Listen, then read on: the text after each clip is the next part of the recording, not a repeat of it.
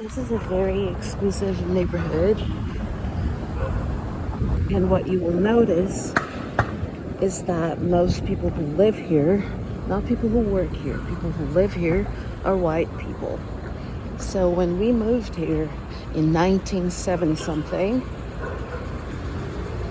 we were the only black family in the building, probably the only black family in the whole street.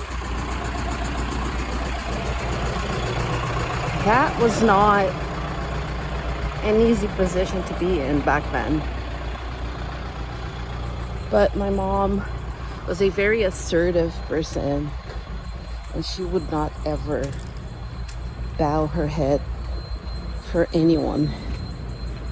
So she was very, I'm using the word assertive, but she was more than just assertive, okay? So if people started to give her attitude or treat her with racism or anything, she would just not let them forget that the truth is, if you're a successful person of any color, you have every right to choose a neighborhood for you to live, and it might very well be an exclusive neighborhood where a lot of people are not your race. So what?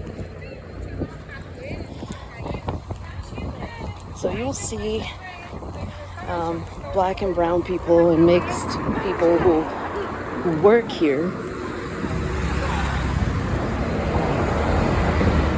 but most people who live here are white.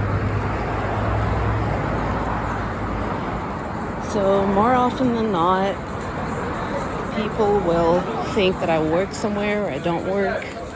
I think it's part of the black experience anywhere in the world, but it's funny, like people never expect me to live here, which I don't. I live in Norway, but I lived here most of my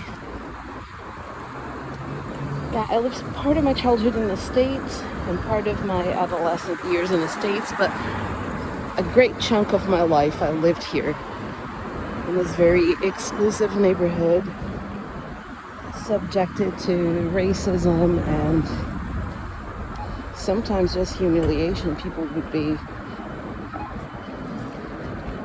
incredibly rude and just humiliate me because they didn't think I belonged in this neighborhood. I wish I could say times are totally different now, but they're not. People still don't expect me to live here.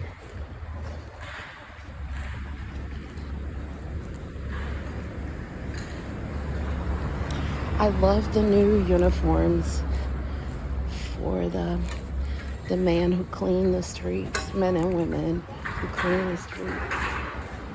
I love the new uniforms. They're very nice. They're very colorful. I love colorful things, so of course I'm gonna like that.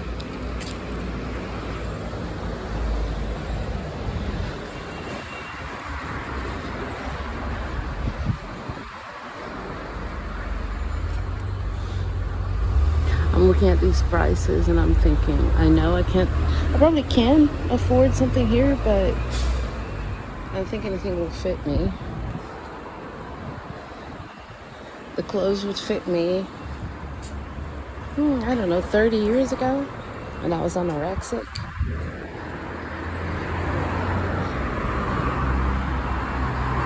The clothes were beautiful.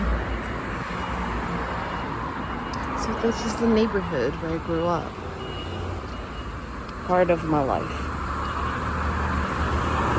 My life has been split in different countries. Brazil and Norway. Huge chunks. A significant chunk in the United States, then Australia and New Zealand.